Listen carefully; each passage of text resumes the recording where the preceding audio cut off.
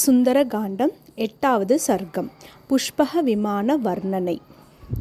உயர்ந்த மணிகளால் அலங்கரிக்கப்பட்டு சொர்ணமயமான சாளரங்களை உடையதும் விஸ்வகர்மாவால் செய்யப்பட்டதும் விண்ணிலும் காற்றிலும் கதிரவனின் பாதையிலும் பிரகாசிக்கும் சிறப்பு மிக்கதும் மிக அழகானதும் தேவர்களின் விமானத்திலும் காண முடியாத சிறப்புகளோடு கூடியதும் மனதின் எண்ண ஓட்டத்திற்கு ஏற்ப பயணம் செய்யக்கூடியதும் சுரபதியான இந்திரன் முதலான தேவர்களின் இல்லங்களை போன்று விளங்கியது.